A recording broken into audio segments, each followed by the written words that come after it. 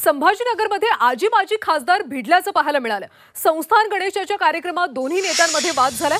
सर्वांसमोर चंद्रकांत खैरे आणि संदीपान भुमरे एकमेकांवर चिडले। हा कार्यक्रम तुमच्या एकट्याचा नाही असं भुमरे म्हणाले। जास्तीचं बोलायचं नाही असं खैरेंनी उत्तर दिलं।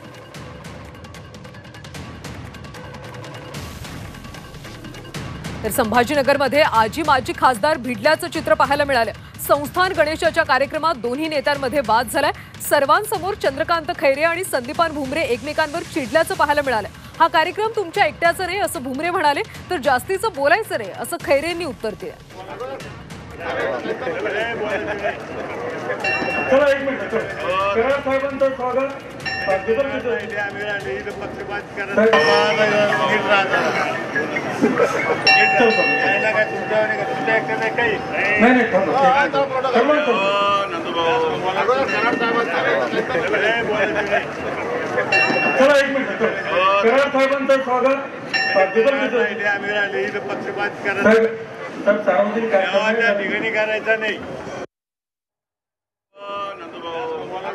अशा पद्धतीने संस्थान गणेशाच्या कार्यक्रमामध्ये संभाजीनगरमध्ये आजी माजी खासदार भिडल्याचं चित्र पाहायला मिळालं।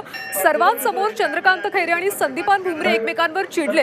हा कार्यक्रम तुमच्या एकट्याचा नाही असं यावेळी भुमरे म्हणाले, तर जास्तीचं बोलायचं नाही असा एक प्रकारे दम खैरेंनी भरला। त्यामुळे गणपतीच्या कार्यक्रमामध्ये असा सगळा प्रकार घडल्याचं पाहायला मिळालं। संभाजीनगरमध्ये आजी माजी खासदार एकमेकांवर चिडल्याचं पाहायला मिळालं।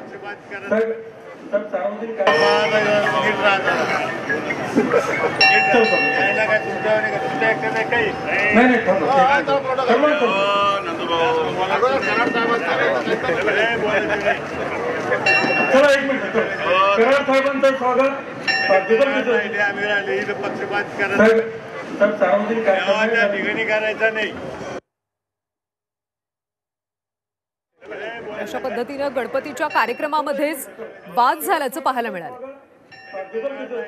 विशाल करोळे आमचे संभाजीनगरचे प्रतिनिधी, त्यांच्याकडून सविस्तर माहिती घेऊयात। विशाल, खरं तर अशा पद्धतीने आजी माजी खासदार भिडल्याचं पाहायला मिळालं, नेमका काय प्रकार घडला? गणेश उत्सवाच्या सुरुवातीचा कार्यक्रम होता आणि या ठिकाणी सर्वच पक्षीय नेते आले होते। संस्थान गणपतीजवळ कार्यक्रम सुरू होता। त्यावेळेस सत्कार करण्यात येतो, ते सत्कार प्रोटोकॉलमध्ये करावे, प्रोटोकॉल पद्धतीने करावे अशा पद्धतीची सूचना खासदार संदीपान भुमरे यांनी केली। माझ्या आधी खैरेचा सत्कार कसा, आता ते कुणीही नाही, त्यामुळे प्रोटोकॉल पाळण्याची शिस्त लावा अशा पद्धतीचं भुमरे यांनी सुनावलं। त्यावर खैरे सुद्धा हे त्याच्याकडे लक्ष देऊ नका अशा पद्धतीनं बोलले आणि त्यामुळे या दोघांमध्ये वाद झाला। त्यावेळेस भुमरे सर्वांसमोर खैरे यांच्याकडे बोट करत जास्त बोलण्याची गरज नाही अशा पद्धतीचं चिडून बोलले। उपस्थित सर्व नेते कार्यकर्ते हा सगळा प्रकार पाहत होते।